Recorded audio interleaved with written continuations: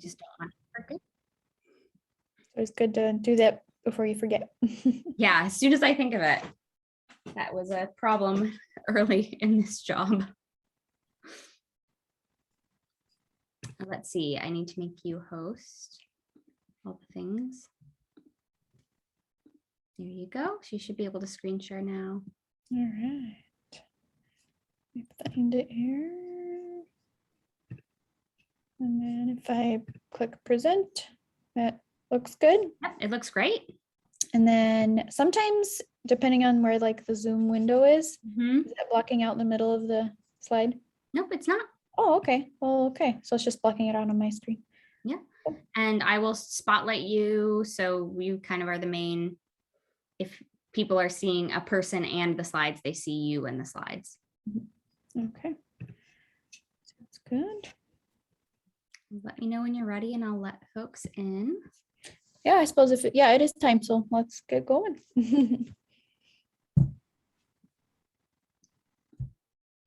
I did, maybe I'll let you know here. I did include a slide at the end with the schedule for tomorrow and Sunday. So at any point in time, if you want to kind of, you can do that at the end, or if you're going to do it at the beginning, that's fine too.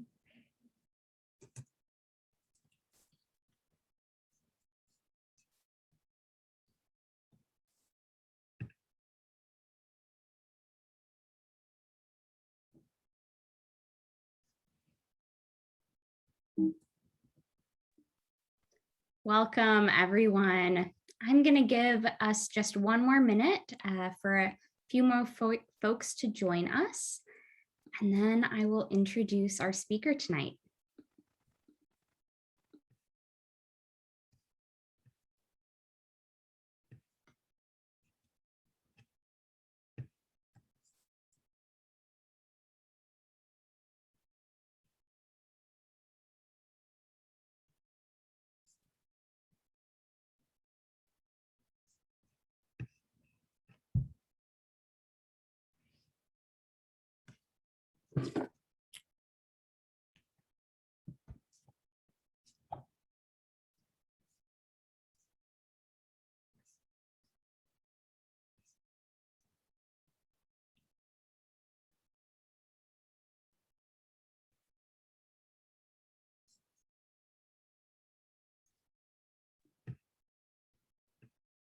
Welcome to the first plenary presentation of our annual gathering this year.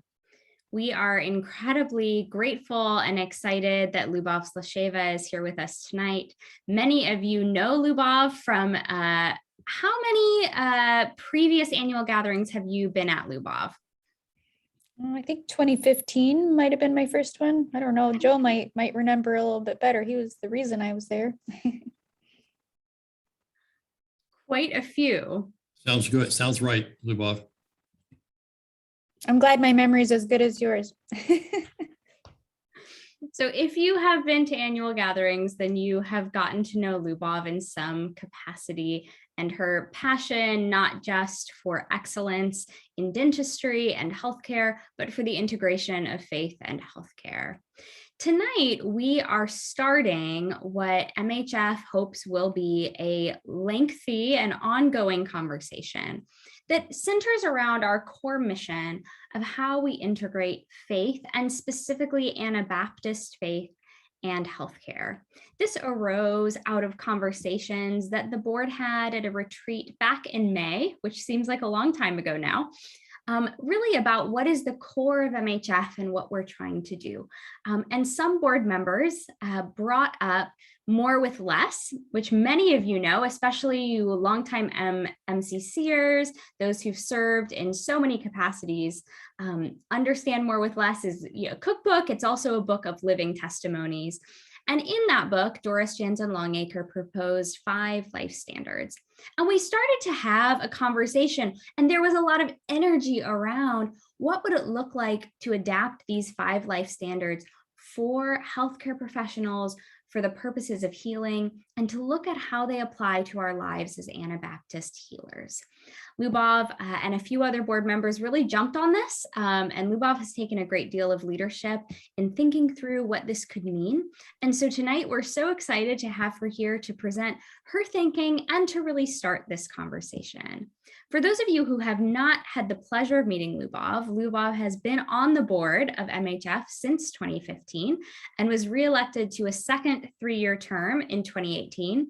I'm sitting here doing the math and going, oh no, does that mean that 2021 is the end of her board term? And that would be a loss for us, that's for sure. She has served very faithfully with MHF, including as the vice president of the board and the president from 2017 to 2019. Lubov completed her undergraduate studies at EMU, Eastern Mennonite University, in 2011, and her doctoral dental training at Virginia Commonwealth University School of Dentistry in Richmond, Virginia in 2016. She's also completed a fellowship in geriatric and special needs dentistry and a residency program in dental public health. She was certified as a diplomat with the American Board of Dental Public Health in 2021. She very recently moved back to and now lives in Harrisonburg, Virginia with her partner, Scott, and 3 children, and works as a dentist at a local community health center. They are active members of Shalom Mennonite Church, avid cyclists, and enjoy growing and cooking food. I believe in their move, they slightly left behind a bit of an urban farm, but I'm sure we'll find many ways to continue in that pursuit.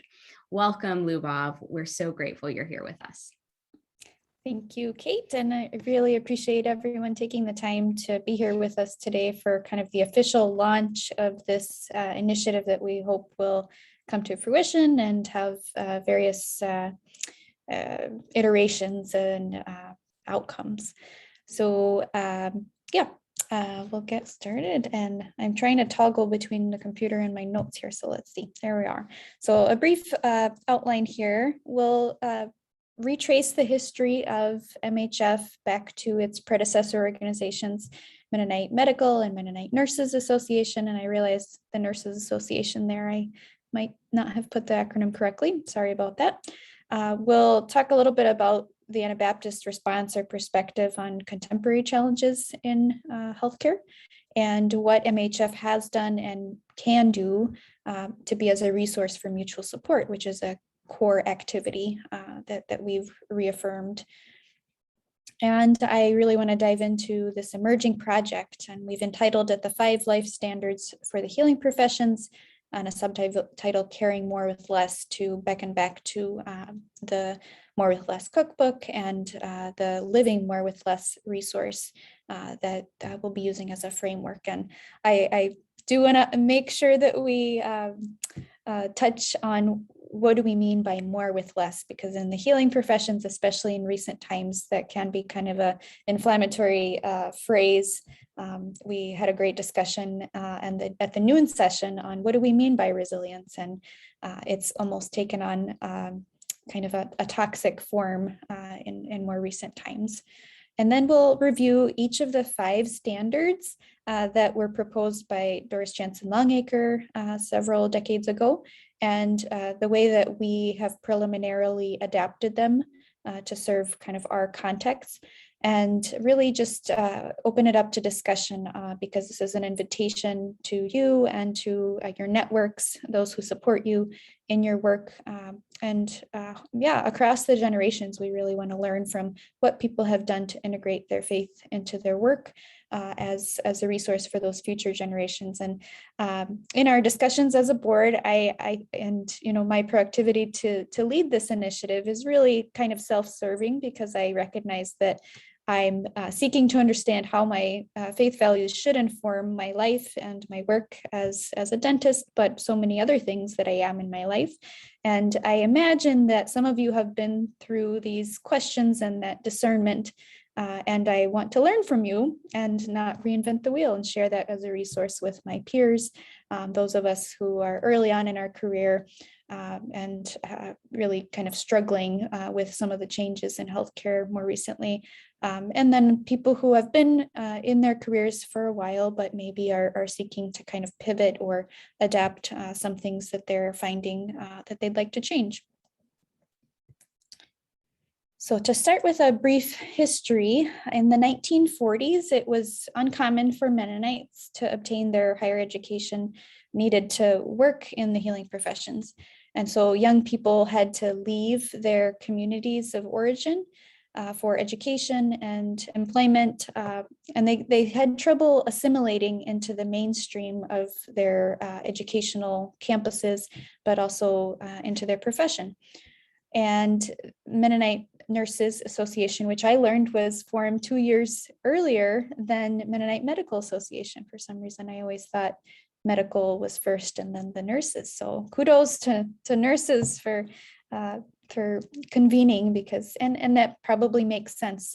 Mutual support is probably more natural to nurses than to physicians in the more traditional sense. But the focus of these groups was to integrate faith values into practice, to offer mutual support to each other as they tried to figure out how are they going to be these Mennonites emerging from their communities of origin in this dominant culture that was very different. Also, it was in the 1970s compulsory military service through the draft, and so this organization also helped support people in figuring out how to do their 1W alternative service. And I think that also those 1W alternative service opportunities were oftentimes working with underserved communities. And I think even after that era was passed, was behind them, most individuals still had that sense of a call to serving the underserved. And I think a few of you on the call have that experience, and I look forward to hearing from you in our time of discussion on how formative that opportunity was for you to really integrate your faith values into your profession and work, and how that impacted the rest of your careers.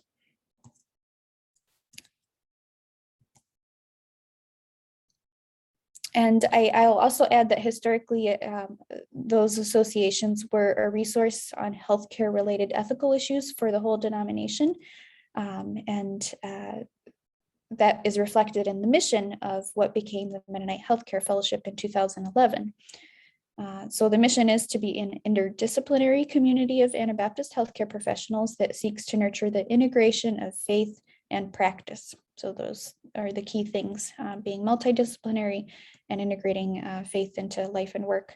Also providing opportunities for dialogue on healthcare related issues, and addressing specific needs through education or mentorship, continuing education, advocacy, and service.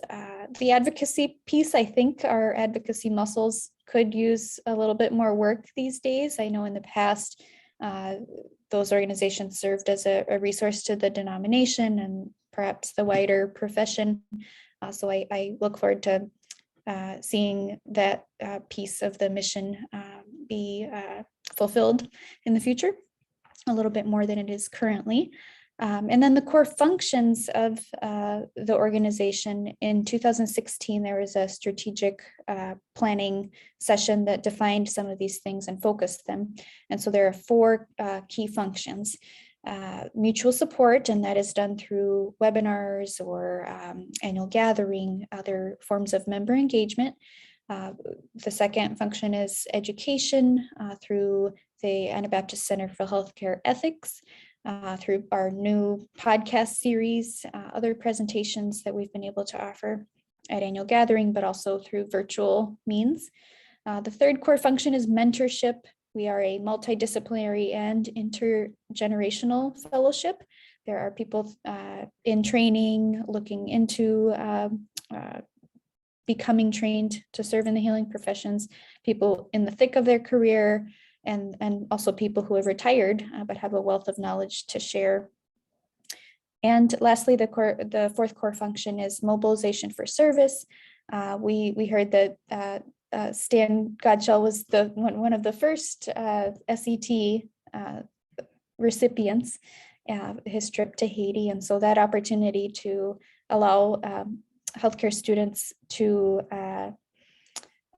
experience a different culture and try to understand how other communities of faith have sought to meet the healthcare needs of their communities. There's also a Stephen Roth Memorial Fund that's similar to the SET grant, and then the Mary Jean Yoder Fund, which supports the education of folks in different countries to serve their own communities.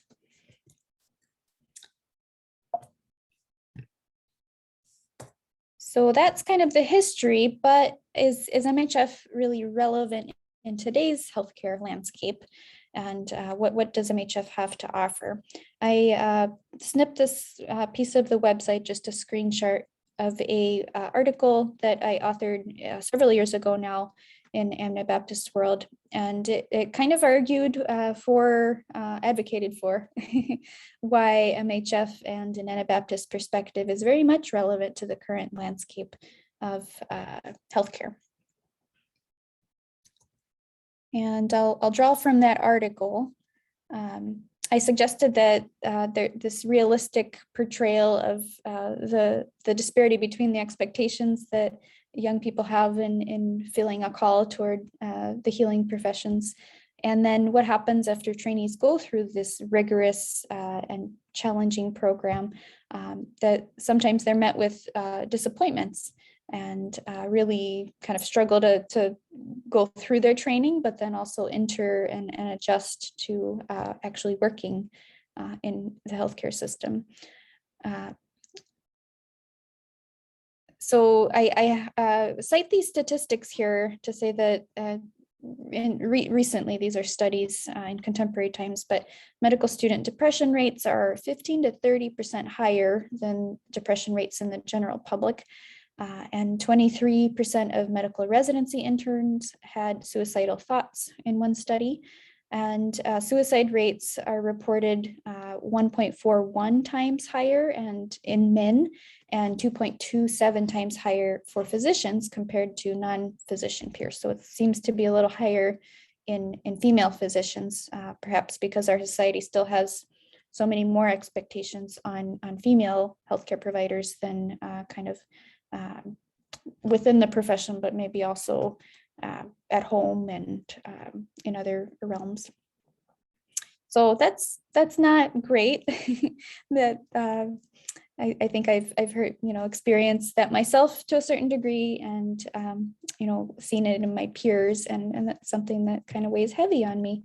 That's not why we came into the profession, and it's unfortunate that that's the experience in training. And I'm sure many of you can speak to your own experiences of challenges through training.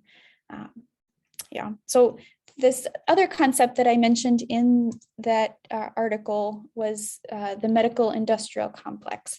This was a concept that was first championed by Barbara and John Ehrenreich in 1969, and it demonstrates the conflicts of interest that exist between the for-profit healthcare industry with its stockholders and the general public, which are the users of care, and I would say providers of care as well. So similar to the military industrial complex, which we may be more familiar with, public policy is influenced by the economic forces that supply our healthcare systems. And this results in an equilibrium where industry administrators make decisions and their stockholders benefit, with healthcare professionals and their patients sort of getting lost in the political and economic power struggles. There's some interesting graphics and cartoons that I found. This lower cartoon was actually portraying the European style of care, where healthy patients are kind of the goal, and people surround. I'm sure this was a European person writing it. I don't know, maybe they're a little biased, because I'm sure the medical industrial complex has infiltrated in those areas too, and they have plenty of issues with health disparities as well between the public and private sectors, even in countries where insurance isn't an issue. But they did want to emphasize that the Western perspective, perhaps especially in North America and the United States, really the patient's health may not be the center of what's driving decisions. It's kind of the bottom line and healthcare profits. And there's a lot of power that's surrounding those, looking at those trends and making those decisions based on kind of the economic gain. So this upper diagram shows how policy and the executive entities, the bureaucracy, so Health and Human Services, the Food and Drug Administration, the CDC, are kind of connected to the government, but also to many interest groups who lobby to impact the way that policies are enacted.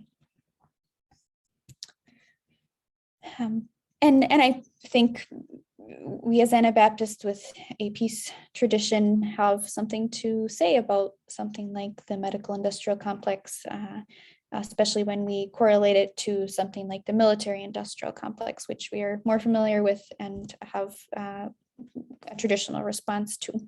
I wanted to point out a few kind of terms that we could sort of put under this umbrella of belonging to the medical industrial complex, the landscape that we find ourselves in.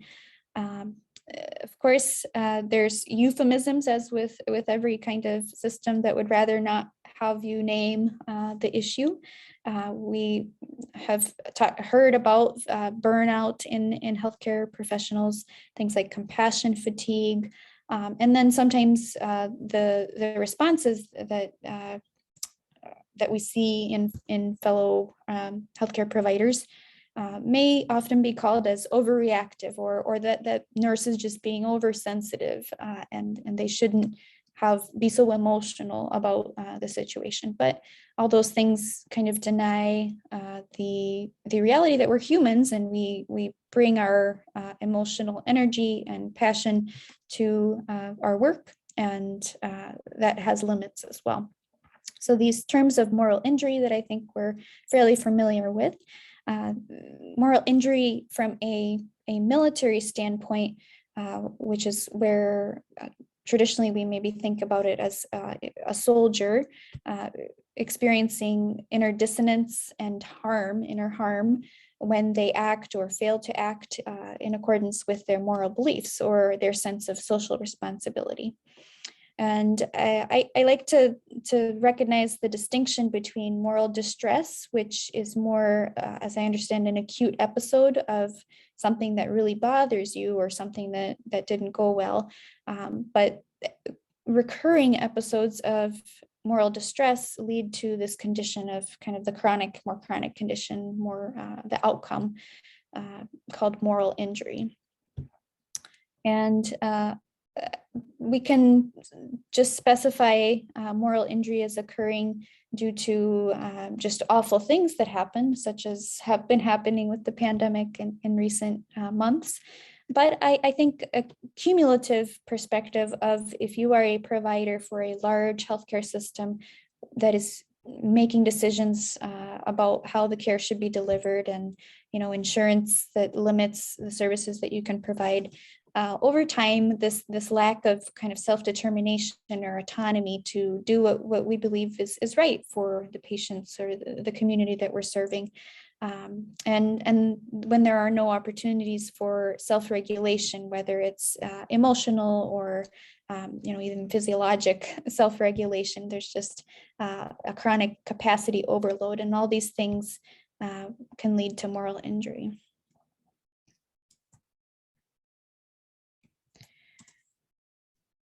So I won't beat around the bush. I'll just put it right out there. Let me see. I don't know if I can collapse this. Okay, never mind. Whoops, go back. I'm not going to beat around the bush. I want to put the pandemic front and center because that's a reality for many of the people that are on the call and many of our members, possibly the reason they're not able to join our live session today, and hopefully would access a recording or a summary of some of our annual gathering sessions, and hopefully will engage in this project that we're embarking on, as we hope that it will be a mutual support resource. But social media has us connected in many ways, and I've come upon, and some of you have probably seen these artistic portrayals of what it's been like for some healthcare professionals, sort of at the front lines of those hospitals and inpatient ICU departments. This poem that I want to read for us today comes from a physician, anonymous physician in Texas, who was reflecting on the death of one of his patients because there was just a shortage of ICU beds. And so it could have been prevented perhaps, or at least they could have tried to assist this person, but it was not possible. So it's just the sense of the dissonance between what this individual wanted to do and what they were unable to do, and just the many emotions that come into that. So I'll read the whole poem here, and I have put in the text of several of the lines. I don't think it has an official title, but I called it "It Was an Honor." We wanted to help people. We were smart and driven. We loved science and physiology, humans and disease. So we made a commitment. We signed up. It was an honor. We read thousands of pages, attended hundreds of lectures, pulled all-nighters, took more exams than we thought possible. Finals week felt insurmountable, but it didn't break us. It made us stronger. We learned statistics and biochemistry, immunology, and pathophysiology. We mastered genetics, virology, and pharmacology. We read scientific papers and learned how to dissect them. Papers, not videos. It was an honor. We came running when you needed us, literally running down the hallway to the ICU, the trauma bay, labor and delivery. I need help, you said. We can help, we said. It was an honor.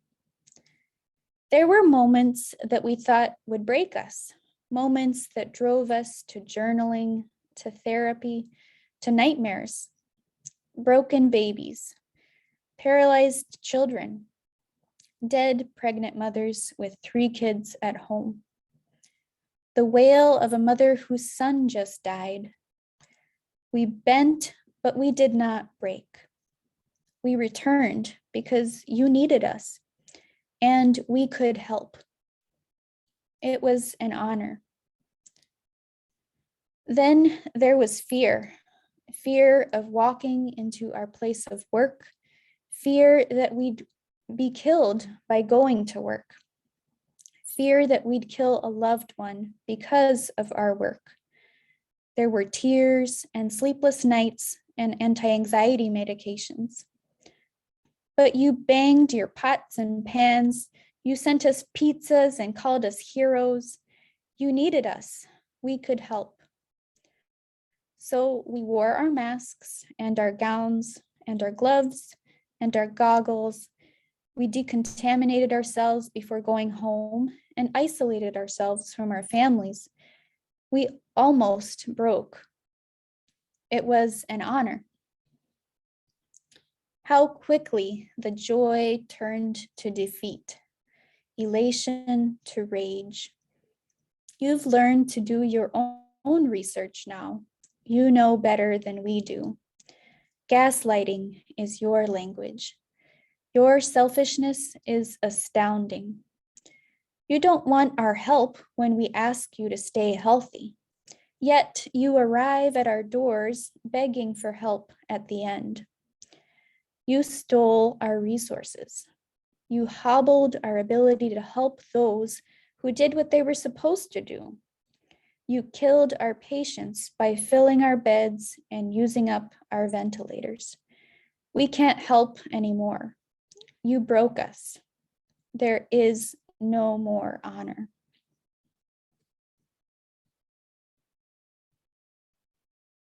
I think that's a very powerful poem, and I'm sure many of us have had similar, even if not as dire, exclamations.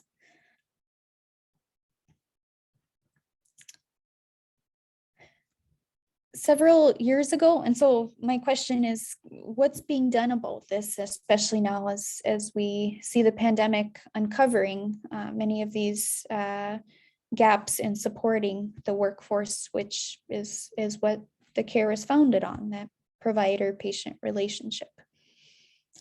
Several years ago, on the heels of the passage of the Affordable Care Act, the Institutes for Health Improvement had proposed that provider well-being is so important that it should be the fourth component added to the ratified roadmap for including the nation's healthcare system, which was then called the Triple Aim. This step recognizes the intentional attention and support that's required for the human workforce that delivers care. I recently transitioned, as Kate introduced, to working for a health center, and it's a federally qualified health center, and that's, as many of you know, the safety network system throughout the United States that provides care to underserved communities. And as I have been through orientation these past several weeks and starting to do my work, it's continually emphasized to me in this particular health center that their mission is to be the best place to both receive and deliver care. And that balance of emphasizing both provider well-being and patient well-being, this environment that both, in which both can occur, is very hopeful. I'll have to see how that actually works out in practice, especially when the resources are tight and the system becomes overwhelmed. Both of these gestures are nice and hopefully influence the actual day-to-day as well as the policies, but it can often seem like not quite enough or not occurring in a timely enough manner to prevent the harm that healthcare workers experience, as we've discussed. So we're here today to ask, what does MHF or the Anabaptist lens have to offer us in responding to these challenging realities? Well, the Mennonite Healthcare Fellowship has attempted to be responsive to the perceived needs of our membership with mutual support initiatives. These have included podcasts, webinars, Zoom fellowship focused around COVID-19, and setting specific breakout sessions so that people could feel like they are heard and can share their experiences and perspectives. And also this virtual annual gathering is focused on offering provider resilience and a space to think about what that means. And we have also decided to explore launching this mutual support initiative that we've entitled the 5 Life Standards Project, which draws on the cookbook and life resource guide by the same name that we'll go into in just a few minutes. Many of us have felt at one time or another, perhaps in the past 20 months, like we're at a crossroads of being able to have the desire and capacity to continue working in the healing professions. We may have found ways to stave off this nagging feeling or question with coping strategies or self-care practices, but the question of how we will continue to work in healthcare probably lingers if we are honest, especially with how we can continue to work within being able to apply our values and consistent with our morals. Overall, in recent times, our professional lives have not brought us the expected personal satisfaction, which also created an opportunity to be thoughtful about drawing meaning from other parts of our lives, our home life, our communities of faith, professional organizations such as the Mennonite Healthcare Fellowship. And indeed, this is what Anabaptists have done throughout the past 5 centuries, is seek to integrate faith values and practices into all aspects of daily life, rather than segmenting vocation from spirituality and lifestyle. Contemporary works that have emerged from this form of discipleship are including those as the More with Less cookbook in 1976 and the complementary home economics Bible that was published in 1980 called Living More with Less. So extending the same principles as the cookbook had into all parts of daily life. In wondering how we can best serve our members, the MHF Board of Directors continues to reaffirm that the Anabaptist perspective still has something unique and life-giving to offer healthcare professionals, particularly in current times. The core of our Anabaptist identity is inclusive of a peace tradition. Our unique opportunity is to be a peace witness within the healing professions, in seeking to do no harm as individual healthcare providers, faith communities, and practitioners within our specific professions. Drawing from the history of our parent organizations, Mennonite Medical and Nurses Associations, can we reimagine what it means to be a conscientious objector within what has become a medical industrial complex era? How do we, who are generally assimilated into our Western society and healthcare systems, discern and choose to act differently from the dominant pressures of the healthcare sector? We hope that this project will help us understand how to do that in practical ways. In fact, we hope to highlight how many of us have and continue to do that in specific ways, and learn from each other and inspire each other. The 5 Life Standards Project will explore how Anabaptist healthcare professionals and their families have been intentional about integrating their faith values into their healing work and into their lives more generally. A consensus building approach will adapt Doris Jansen Longacre's 5 life standards to be relevant for the healing professions, and that will serve as a framework for our mutual support activities. Also, through consensus building, we will identify key themes of interest to which we will apply those standards. Engaging our membership and support networks that they really rely on, we will share narratives and stories and create a written resource, hopefully, to serve as a testimonial, like Living More with Less, and a discernment tool for folks like myself who are seeking to tools and resources to discern how I should go about behaving in my professional life and my personal life, because sometimes that gradient is not necessarily separate. And we hope that this resource can inspire future generations of Anabaptists who are called into the healing professions, as they maybe are intimidated by the current state of the healthcare system and really thinking that it's not a good field to go into. So as I've mentioned several times, we will be using 2 main resources to frame this project: the 1976 More with Less cookbook and the 1980 resource Living More with Less. And the cookbook really was centered around responsible eating in response to some of the food shortages and awareness of global hunger going on. And in the preface to the cookbook, there's this mention of a holy frustration, and Martin Luther King Jr. Used the term divine discontentment. So if we really are inspired by some of the doctrinal, you could say, values or tenets of our faith, how do we blend that into the reality that is very different from what we aspire to? And do we have that holy frustration about the need to change things? And in the More with Less, Living More with Less resource, there's this sentence that I took out of the introduction. The aim was for that book to be for people who know that there's something wrong with the way North Americans live, and that they were yearning for a way to talk about it and to learn from each other on ways of doing things differently.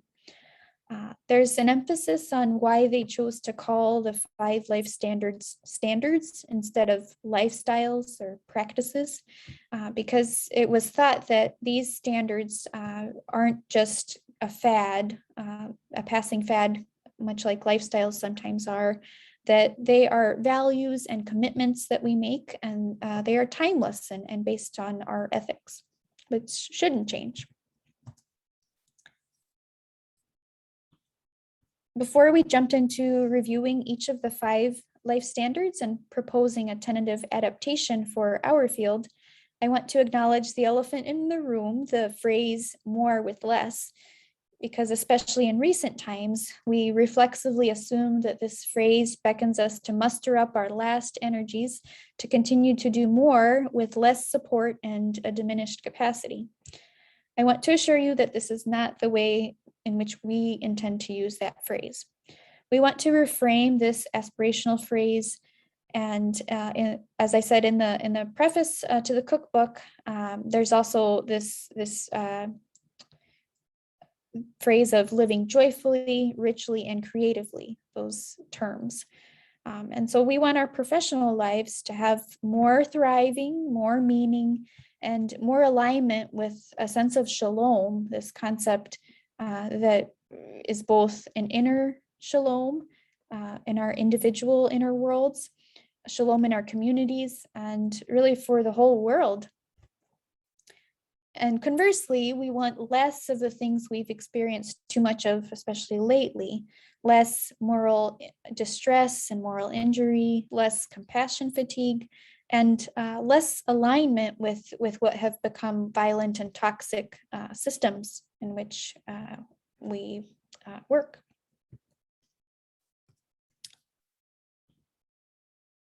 So the first life standard is to do justice. And in the book, Living More with Less, it's described that doing justice really depends on this lasting attentiveness to how our actions are interconnected, and the consequences of our actions are interconnected to the lives of other people. And they also use this phrase that we're probably familiar with, because they have little, I take less. I think another way of saying it is, I live simply so others can simply live. Those are familiar phrases to us. There was an emphasis in that resource to the economics, so money, and then policy, understanding how the choices that our country has made and our society has made impact other people elsewhere, and whether those are indeed just or not. And the way that we've chosen to adapt this life standard preliminarily for our purposes are to do justice for the health and well-being of all. And we'll have to decide what that means for us in our work as healthcare professionals. The second life standard is learning from the world community. And I think this really asks us to overcome our blind spots as Western and maybe modern societies. And in North America, that's the perspective I probably can speak from. We are blinded by our overconsumption, by our individualism, our need to dominate, and our perceived need for security and comfort and convenience. And I think learning from the world community, we can recognize that we have kind of these linear or cubicle ways of thinking versus in other cultures where there physically aren't square houses. If your house is round, you have a different worldview and perception of the world. And there's something that's called circular or spherical thinking, and that really shapes how we behave and what we think of each other and ourselves. So for example, in a circular room, you're never really far from the center. You're kind of, if you're on any side of the periphery, you're the same distance from the center. And you don't necessarily have to take sides, you actually can't, because you're in a circular space. Whereas in a square room, you can choose to sit in a corner all by yourself, or choose a side, and that's the vantage point from which your perspective comes. And we can take this into the healthcare setting with compartmentalization that happens within the electronic health record system. Every subspecialty has their own tab and template. And then also just the nature of sub and super specialties, where we have our defined set of things that we have an expertise in, which is not necessarily bad, but we also don't necessarily see the person for their whole selves if we're super focused on the particular specialty thing that we have to offer. Sometimes that serves as a blind spot, and we can learn from the world community in how to do things in more holistic ways. So the way that we've adapted this standard is to learn from the health wisdom of global communities. The next life standard is to nurture people, and that's in contrast to exploiting people. This also relates to concepts of human productivity. What is that? The dignity of work, and then choosing whether to outsource work, manual labor, or to mechanize it, and whether those trade-offs actually do serve us and other people, nurture people, or do they actually exploit people. The way that we've adapted this life standard is to nurture all people's health and well-being, and we'll have to decide what that means. The next life standard is to cherish the natural order. And in living more with less, these concepts of technology and becoming more efficient are covered. And there's this concept of profusion or saturation that, a little bit of technology maybe is good, but then eventually you reach a plateau. And those are decisions that need to be made. And we should observe that more technology is not always better. And then there's also a concept of being extractive or being regenerative, and the way that natural systems function tends to be an equilibrium that favors long-term sustainability in being regenerative. The way that we've adapted this standard is to cherish the natural order for healthy bodies, healthy communities, and a healthy earth. And the final life standard that's covered in Living More with Less is non-conform freely. And the book centered more on material stewardship and how we might think about choosing to live more simply rather than living up to our means or beyond our means.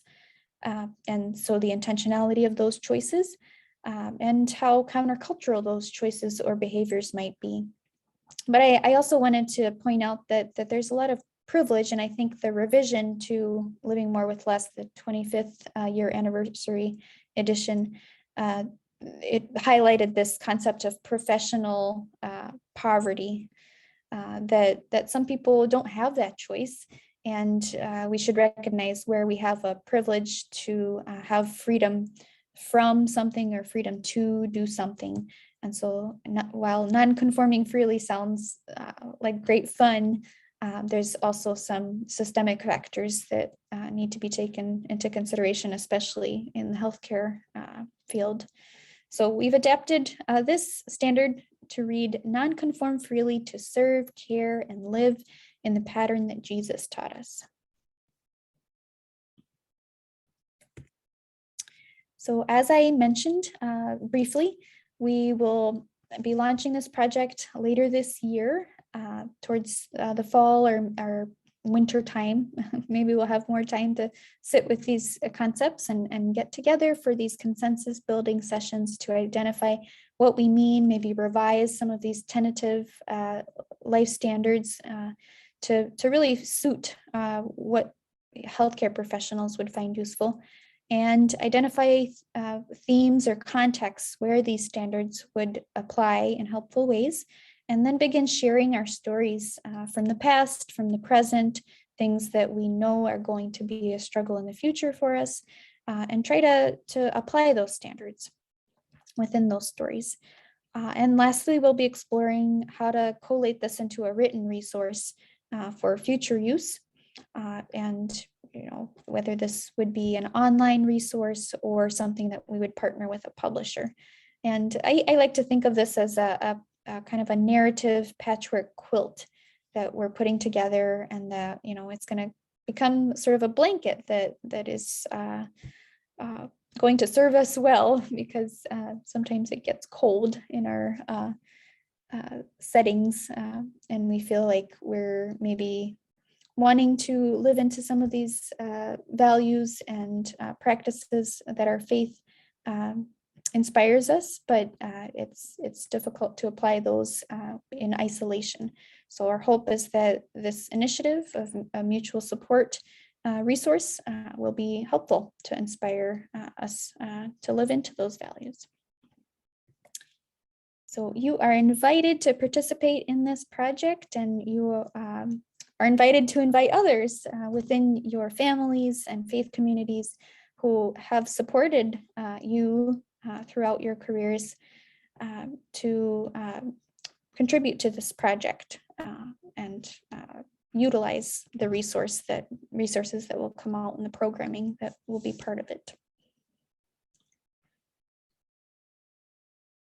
I think we have time for some discussion, but I will let Kate facilitate that. And if anybody has questions or suggestions, you are also welcome to reach out to me and Kate, other board members who will be thinking about how to move into the next phases of this project. I also want to make sure and highlight some of the activities that will be going on as part of annual gathering, the sessions tomorrow and Sunday that I hope you will participate in. Thank you so much for that beautiful presentation. I'm getting some private chats through mine saying this is so affirming and so wonderful. So thank you so much, Lubov, for taking the time to really introduce this. Yes, here are tomorrow's sessions. And we have plenty of time tonight for some discussion. And I think the best way to start that out is to just say, what questions or comments do you all have about this project? For Lubov, questions of clarification, questions of sort of wanting to go deeper on one particular aspect. So let's start out the discussion as sort of a Q&A. And I may not have answers to all these questions, and will defer to the rest of the board members that have been part of this, these explorations, but yes, any comments are welcome. You're welcome to unmute yourself to speak, or if you prefer not to do that, I can read comments and questions from the chat as well. Kate, this is Joe Longacre. I'd like to make an observation or a comment and then a suggestion, if I may. Can you hear me this time? I have a better computer. Okay. My observation is that in the 1940s and 50s, we were conscientious objectors. We have continued to be conscientious, but we no longer object to the systems around us. And the fact that we're conscientious means that as nurses and physicians, we get the best jobs, we're respected for our work and so forth, but we don't really resist the system that allows us to apply our gifts. And I think a lot of that is because of peer pressure. We're working with and among people with different sets of values. And there was a book written about that called The Perils of Professionalism. Stan Godshall wrote one of the chapters, and he may want to speak to that. But I think those same forces and pressures that he described or they described were with me when I was in practice and with those who are still in practice. So I simply say that, well, I just think it's a different time and it needn't be. The suggestion relates to the fact when I looked at the faces on our opening screen, I saw some young people, but not enough young people. I see a lot of older retired people. And so sort of a bottom line question is, how can we interest and involve and hear from, as well as speak to people who are 40 or 50 years behind me, for example. I'm going to tell you about something I did 3 or 4 months ago. National Public Radio has something called StoryCorps. So I signed up for that. And so for 40 minutes, I talked to a person, a PhD in philosophy, a young woman who lives in Richmond. And halfway through, I found out she's an atheist. And so we talked about childcare, raising children, moral values, all sorts of things that I don't talk much about at church. And so I think that MHS has recorded a number of people's stories, including mine. Maybe we should take some practicing or retired practitioners, pair them with a student or someone just starting out and have a 30 to 40 minute dialogue about how things are. So just an idea.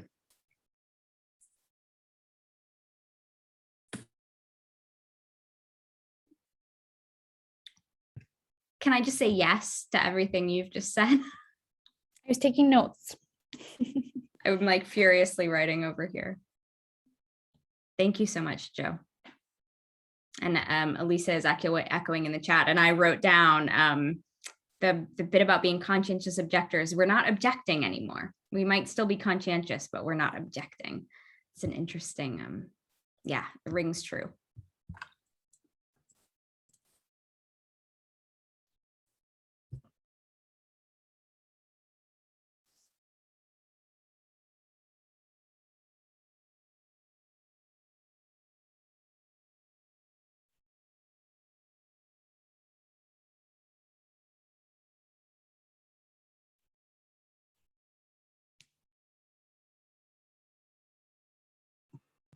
Hey, Joe, this is Wanda. I wrote myself a note since I'm still involved with students.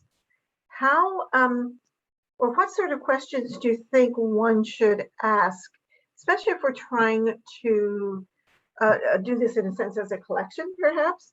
I mean, is there a continuity sort of question that we could put in there? I mean, what sort of questions or dialogue prompts could we have? If I were to do this with my class of nursing students and pair them up with older professionals, what sort of dialogue could we start with? I mean, I don't mind starting with the 5 standards. But to whom are you addressing the question? Well, I was wondering if you had any suggestions since you've tried StoryCorps. Yeah, I will tell you that the first week in medical school, one of my new classmates who I didn't know said, "So where do you plan to practice?" Well, I plan to try to be a student in the second semester. I want to get through, biochemistry and anatomy. And he said, well, he was going to be a neurosurgeon in New Rochelle, New York. He already knew what and where. And so I guess the dialogue could be, why did you select medicine or healthcare?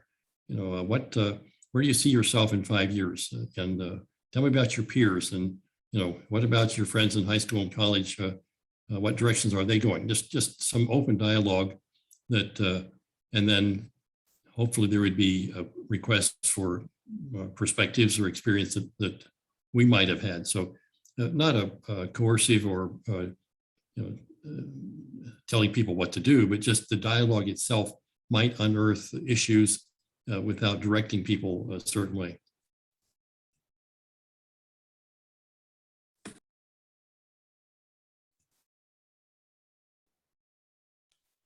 Beth Miller-Crable has some suggestions of questions such as what has inspired you so far and what has disappointed you. Those would be great dialogues. And May comments that this seems to combine, Lyubov had some of our MHF's functions, one of them being membership or mentorship. And so these kinds of dialogues seem to really combine that function of mentorship and exploring these life standards.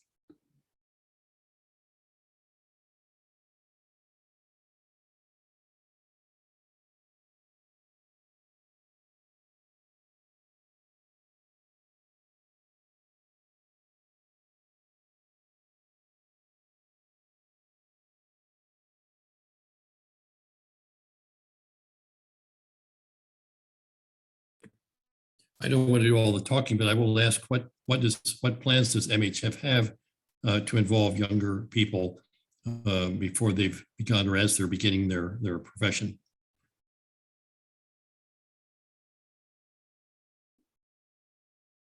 I think that's a question for me and the board. It is actually one of our challenging questions, in that we find that we get some response from younger folk, but we don't have great systems in place right now to engage younger folks.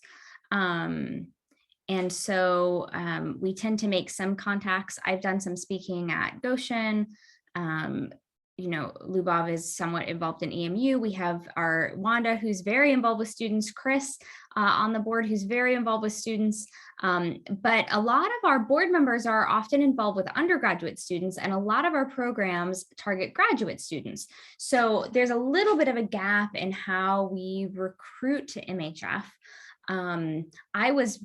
Before I became the executive director, I was somewhat recruited by Joanne finding me and sitting me down and saying, why aren't you a part of MHF? Very more kindly than that, but very much personally inviting me to be a part of MHF. And when I hear from some of our younger board members, there's been either that experience. I think Andrew was originally given a gift membership and got involved that way. And a lot of folks who took advantage of programs like SET have been involved. And if I now go back and I actually look at our list of members who are still highly active, almost, not all, but almost all of them have that little, our database has tags, and it has the tag of SET and what year they did it, including starting with Stan. And so I see this young people getting involved through SAT, but we have also noticed in the last probably 5 years, SET has changed a little bit. That's our student elective term. It used to really be a much longer experience where young folks would apply and really go and be involved with an organization that was really involved with the Mennonite or Anabaptist church. Now a lot of students apply, and the only option for them is to go with a program their school has already approved and identified, and it's a much shorter experience, and it's not necessarily in an Anabaptist context. And we do notice that those students, and I don't want to make sweeping generalizations, are less likely to stay involved with MHF than the students who go to places such as Sharati. I think that's a really common one, or places where there are those connections. So we're very aware of the challenges, and I will fully admit that I haven't had a light bulb moment on how to overcome those challenges and really find engaging programs for our younger folks. But I welcome all ideas. And I should add programs that are feasible with the staff time that we have, which is not a ton, half time, and with a board that's very energetic, but all professionals in their own right. I have a granddaughter who just started medical school in August, and a grandson who's just a freshman in college at EMU, pre-med. And so thinking of those two people, they're a little different, but obviously good people. What if we had offered to pre-nurses or whatever professional label you have, the opportunity to work for 2 weeks or 3 weeks with a current Anabaptist or Mennonite healthcare provider. If you're going to medical school, you need some shadowing anyway, and this would help with your application to get in. So it's just a thought, that if you work with people, you get to know them, you sense their values, you may think of things in a way you otherwise haven't.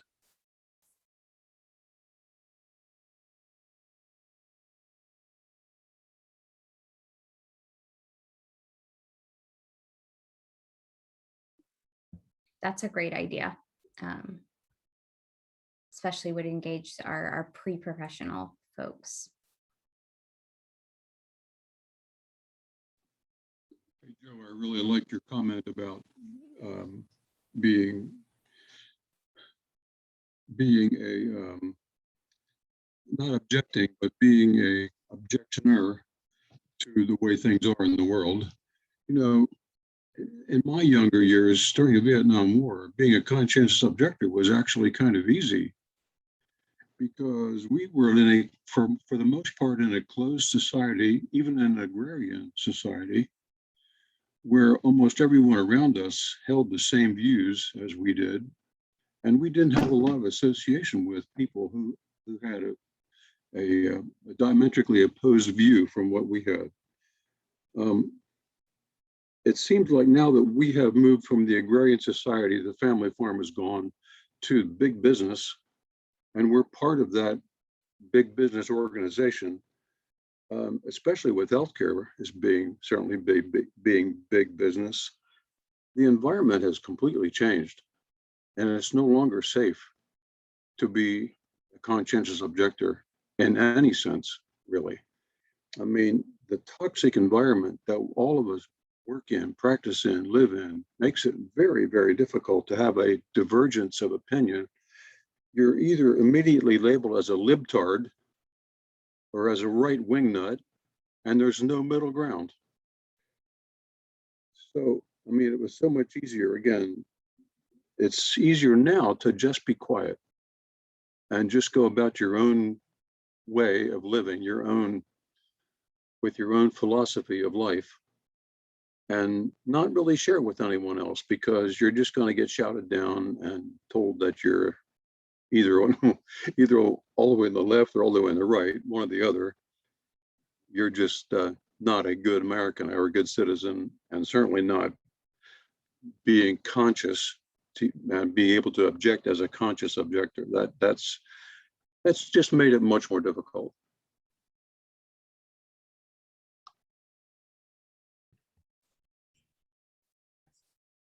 Thanks for highlighting that distinction, Bill. I suppose I didn't, I have no experience, or my family, parents or grandparents have a different experience from the Soviet era, but hearing you kind of depict the context in the United States in the Vietnam War era anyway, makes it a little bit more clear. There were protections in place for conscientious objectors and a clear way to be an objector.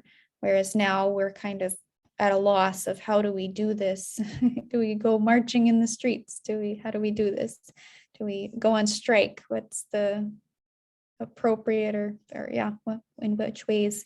Maybe a hopeful thought is that Mennonites also have this, or Anabaptist communities have this tradition of being the quiet in the land and sort of doing their own thing and not really talking very much about it.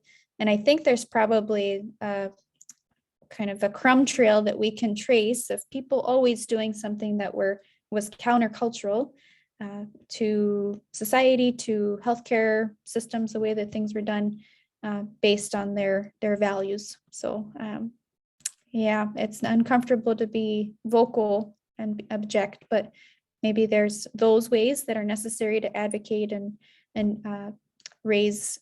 ruffle some feathers, but there are also probably ways to still maintain our values and be sort of more the quiet in the land. But yeah, just one thought that came to me.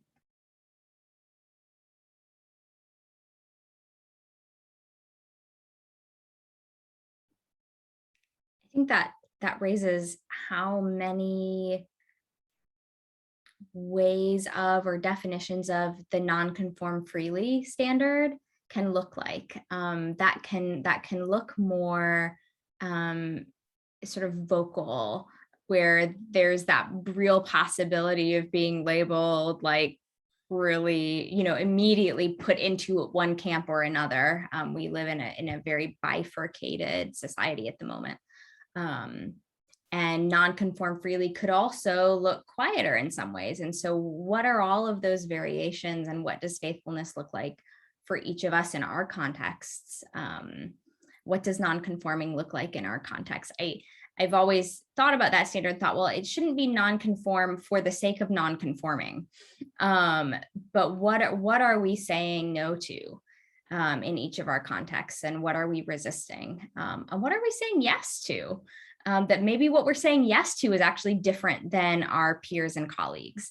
Maybe that's saying yes to the patient who can't pay in the same way, saying yes to, these things. And so that's where I'm really excited to gather stories of what it has looked like for you to non-conform freely, both the successes. One thing I'm slightly interested in is the more with less books are largely testimonies of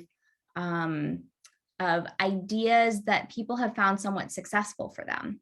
I'm genuinely interested, although it's harder, to actually hear where we've failed in some ways. And failed is maybe a hard word, but where we've struggled to non-conform freely, where we've tried and we've gotten sucked into the dominant culture and sucked into sort of death-dealing ways that we haven't necessarily intended. Because I think that's really powerful as well, to own both sides of this. So that's what that brings up for me. I think what you said, Kate, about being able to articulate what you are for is something that I'm trying to learn how to do better, because I think that especially now in like the political climate, like I can feel very acutely like the things that make me uncomfortable and that I don't want to be a part of, but being able to specifically articulate what are the things that I do believe in can sometimes be harder than figuring out what I don't believe in. So I think that that's something that I've been exploring on my own, but it is way nicer to do it with other people.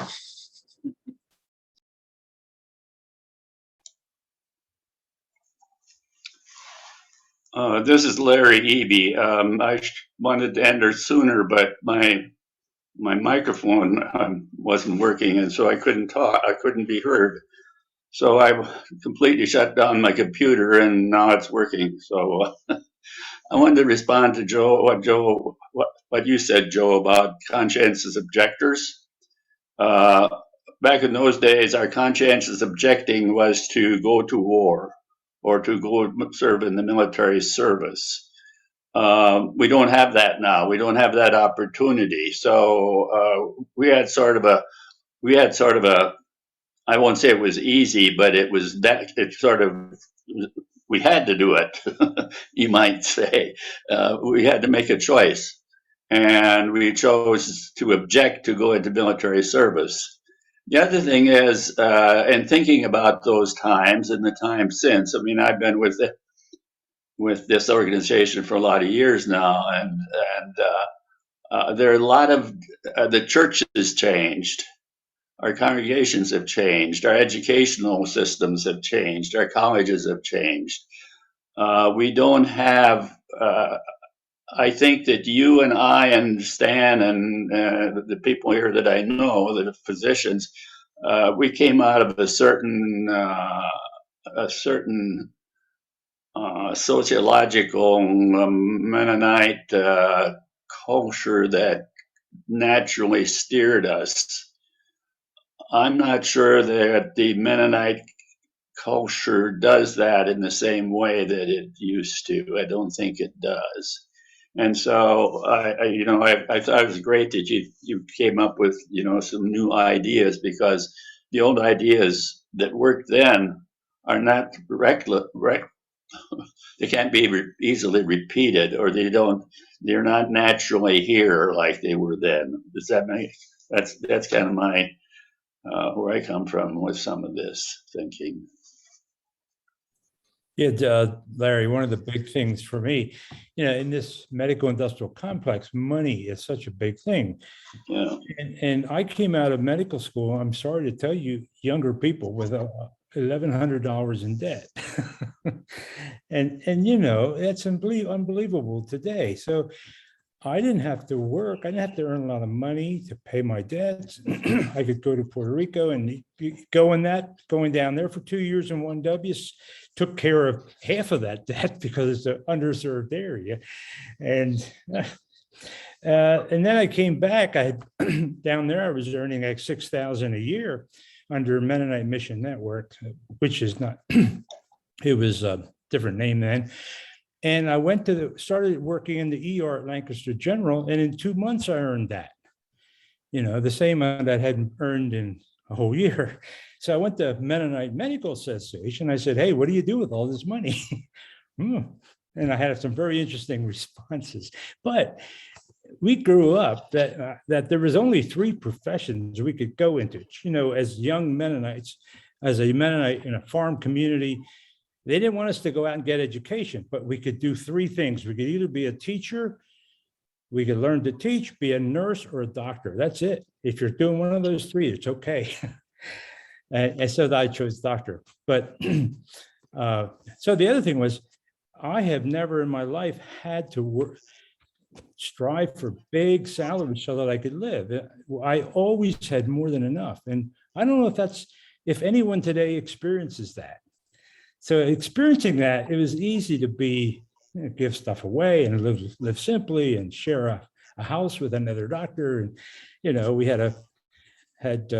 we would pool our extra money and decide as a group where we spend it, things like that. So money was very, I don't know, it wasn't such a big thing because we had so much. It seemed like we had as much as we needed. Now you got to earn money or you can't get a partner. If you need a partner, you got to at least be bringing enough in so they'll come rather than go with the big organization. So that really was a struggle for me to know how to deal with income and how much to strive for and stuff. And I should say, I didn't write the Pearls of Professionalism chapter. I wrote a chapter in the book that Willard Crabo edited, Medical Ethics, Human Choices. And I wrote one in there about allocating resources, because I had been in Charati where we had one antibiotic for a while. Even that wasn't any good. That was penicillin. We were running out of that.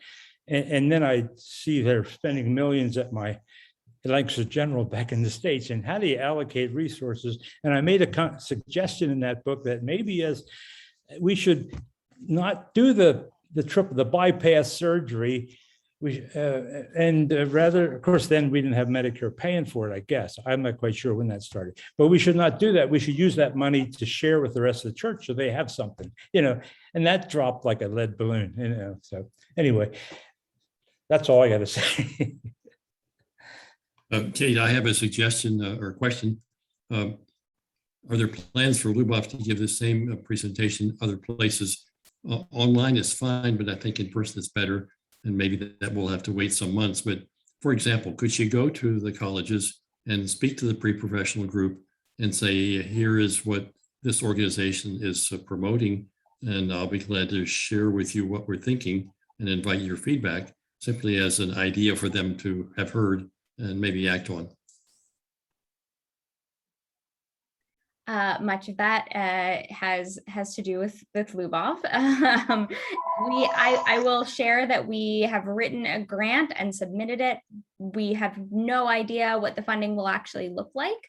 And we likely will also do some targeted fundraising towards this project for just the type of thing that you are suggesting. In the grant, we did actually write in for monies for an in-person retreat. This would either be tacked onto annual gathering or maybe very separate from annual gathering, perhaps between now and next September, to really focus on this and have deep conversation on these 5 life standards and the kinds of conversation we're having here. Again, we don't know quite what that funding is going to look like, but we have hopes to do some of this in person and to spread this conversation in a variety of ways. And Lubov, feel free to say more on that.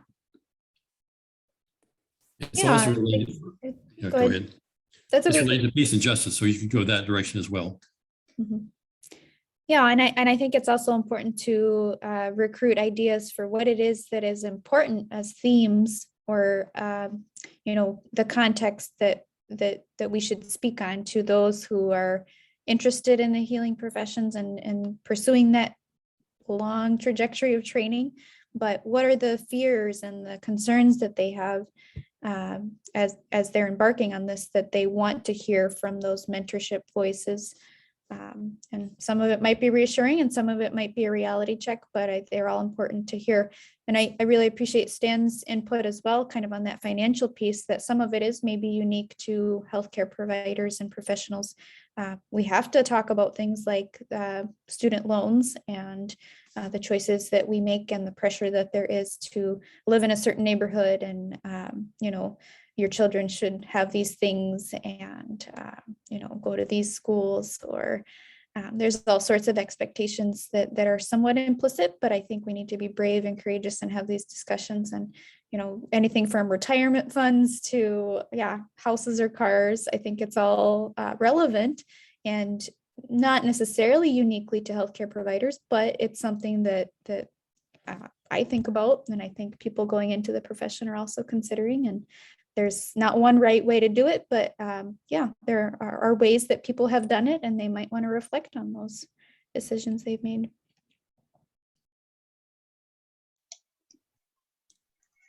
I was struck along that note, actually, something, Joe, you said about your StoryCorps interview. You said you got to talking to this woman who happened to be atheist about moral values and childcare. And the phrase you used was, "and things I haven't talked about in church." And I thought that was really interesting. As someone who transitioned from healthcare to now pastoring in a congregation, part of my motivation in that transition was getting into conversations with so many folks in my role as a chaplain, and them saying to me, I wish I'd had these conversations in church before I was facing these kinds of decisions. I wish we talked about these things, these more details of medical decisions, of ethics, of lifestyle choices. And MHF is not a church. But I hope that we can be a place where we have some of these detailed conversations. What does retirement look like from an Anabaptist perspective, especially when we're retiring from healthcare careers, which is a strange retirement. I think everyone here who's retired would probably say you didn't just stop practicing as a physician or a nurse. It wasn't just boom. I think there's a whole process around that. What does that look like? What do our finances look like? I think having those specific conversations is really, it's really needed today. We sometimes shy away from that in our congregations and communities. In my current place where I live here in Albany, Oregon, I attend the Albany Mennonite Church, but my connections in terms of the sort of things we're talking about and what we talk about in MHF, I do more outside of the church in my various different connections, ecumenical groups of faith, healthcare improvement organizations. There's a lot of good stuff going on there that the Mennonites can be participants in, but they don't, without thinking that we have to necessarily be in charge of it or set the agenda or anything like that. I don't know if I understand what I'm saying, but there just really is a lot of opportunity for us to bring as people in our communities, or at least I'll speak for my community, our values, and find that they already are there. It's not something I'm bringing as a Mennonite to some of them are atheists, some of them are Unitarians, some of them are Baha'i, some of them are, you name them. And atheists, but we're in a common effort of working for the good of humanity.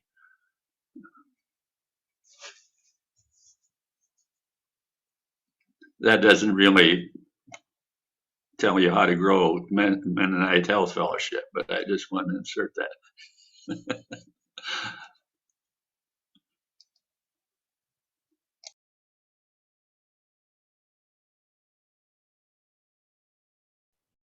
On the other hand, Larry, I think both churches and professional organizations are coming to realize that the era of people contributing their dues on time and being on a membership roster and being responsive, those days are kind of gone.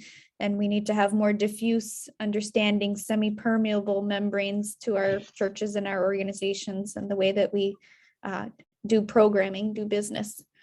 So thank you for that comment. Yeah, I fully agree. I think that fits very well with what I'm trying to say.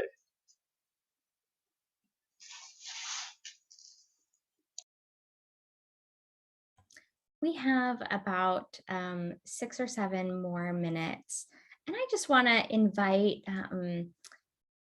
any sort of specific reflections that folks have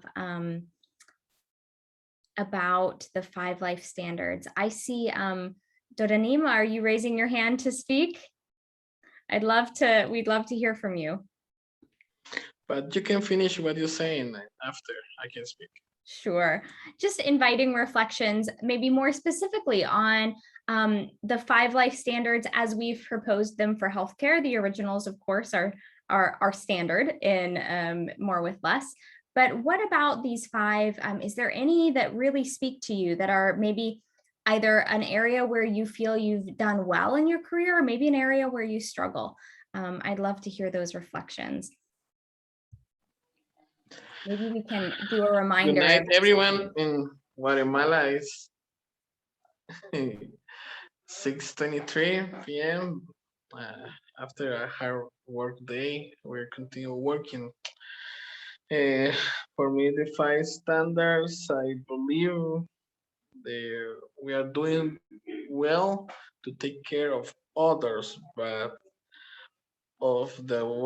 to take care of us is the more difficult things that I have personally, right? I'm still struggling in the meaning way that how I can handle the stress and the anxiety where I serve. I am compared with the other colleague that perhaps sometimes it's more easy to serve out of the church in comparison to serving in the church. I don't know why is that, but it's more easy somehow. Perhaps because the community of the churches have other ways to take care of others, like diaconess, we have bishops, they have some training, we can have a way to more people take care of themselves. But for us that we serve, I believe we have a lot of struggling to accomplish. Sorry, my English is really rusty, so you can forgive me. So my ideas is difficult to share in English, but I believe this chat I was listening to and reading about it. I believe we have these struggles and we can work and somehow as a fellowship we can together give us support for our mental health can be healthier because we cannot serve others if we are okay to serve. That reminds me of the standard, nurture all people's health and well-being. Maybe as we have these conversations, maybe it needs to be also nurture our own and all people's health and well-being as a part of that. As providers, nurturing our own mental health, nurturing our own health.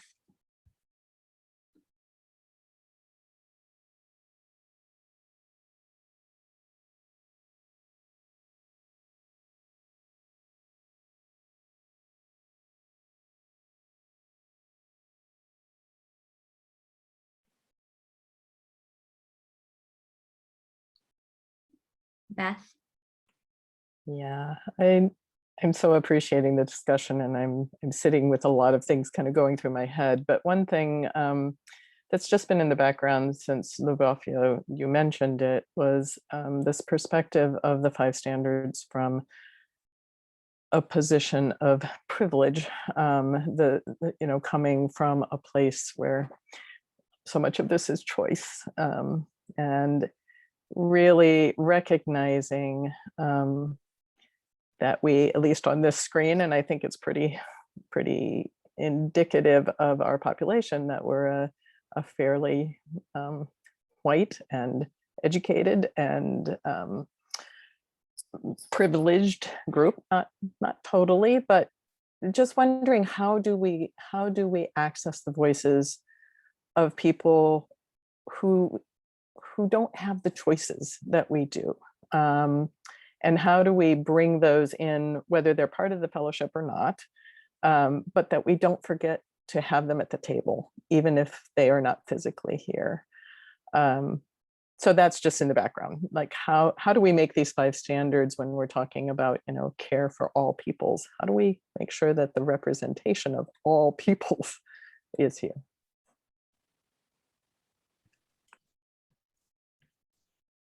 And thank you, Beth, for pointing that out. We have had some very preliminary, we don't want to get too far ahead of ourselves because we intend for this to be, a committee from our membership, not just board members making these decisions, but some of the discussions have started to say, well, who is the audience of this initiative, and kind of how wide is our circle, and what topics are we talking about? Healthcare from a patient perspective and a provider perspective. Are we attempting to first hold ourselves accountable from that kind of privileged place to say, well, maybe we've gotten used to the status quo, but we really need to start objecting to the way that things are again?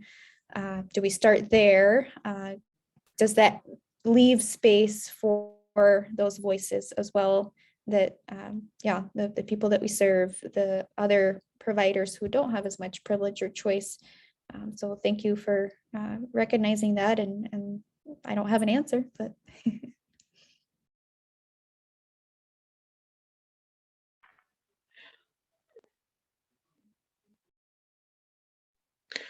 Well, I believe that my family comes where we are really humble. My father and mother fought and worked really hard to give us educations to me and my brothers. And thinking about the 5 standards, I believe that for us is our obligation, because we have the privilege of study to get a college degree and a specialty, even through all difficulties that we have to get a high standards degrees. And for us, I believe it's not a choice. We are privileged and we need to put in out. No, it's not a choice to put these 5 standards at work, even a high cost like mental health by our own. So I feel depressions of trying to do our best, and I believe these 5 standards that we're talking about is a compromise because we are privileged to get a study degree, compromise because we belong to a Christian community, because follow Jesus is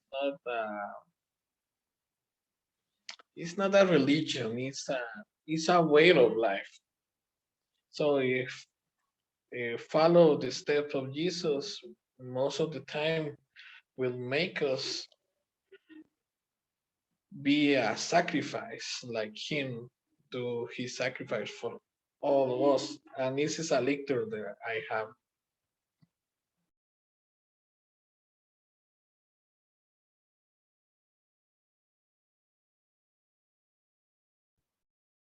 Thank you so much for sharing that, Dodonim.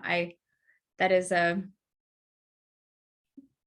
piece here, right? We're not just healthcare providers. We are self-identifying as Anabaptist, as Christian healthcare providers. And what does that mean? I think that's the core question. What sacrifices does that then ask of us? What joys does that provide us, right? It's all comes hand in hand. I think that's the core question of MHF, that we hope looking at these 5 life standards will be one way of exploring together.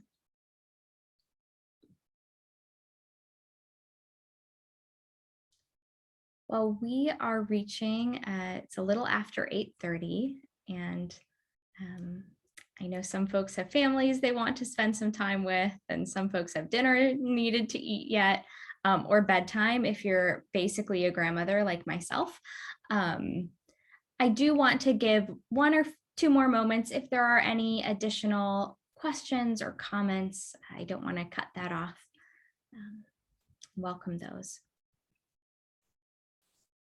But you also know where to find us. So we look forward to continuing to engage around this topic. Yes.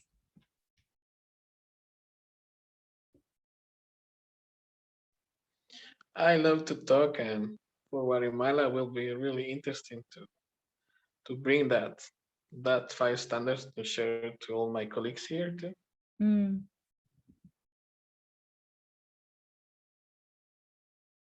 It's a good reminder that as also one of MHF's hopes is to be more global. And so to think through how these things apply globally, to invest ourselves in making sure that they're translated and accessible to our colleagues around the world. So thank you. Well, tomorrow morning, we are going to start at 9 a.m. Eastern. So those of you on the West Coast, I am sorry, that is terribly early for a Saturday. That said, I really think it will be worth it. You can get up, you can do it with your morning coffee and then go back to bed. We're having That is going to be like 6 a.m. I think for you, it would be 7. Is it 6 p.m. for you right now? 6:36. So I think it will be 7 o'clock Guatemalan time. We're going to have our training with Minnesota Peace Building Leadership Institute. I've done this training. I highly recommend it. It's a really wonderful 2 hours. Chriselle and Donna do a wonderful job. There's an email. It should have gone out. I scheduled it for 8:20. So you should have gotten it with the printouts or the PDFs for tomorrow. You can download them if you don't want to use paper, or you can print them. We look forward to seeing you then. Afterwards at 11 o'clock, we're having an informal just time of conversation and getting to know one another. And then at 3 o'clock, we are going to have what we call affinity groups. So we're going to put folks together roughly by profession, chaplains, physicians, nurses, and we'll have a catch-all group as well. And it is the same Zoom link for everything tomorrow as you've used today. And I will also send it out again in the morning. So we're going to keep popping that in, so you should have access to it. As always, if you have any questions, feel free to email me, and I'm happy to respond that way. Lubov, any last words? Thank you for the opportunity to really launch and raise awareness to this project, and I look forward to seeing others engage with it. Thank you all. Have a wonderful night. See you tomorrow.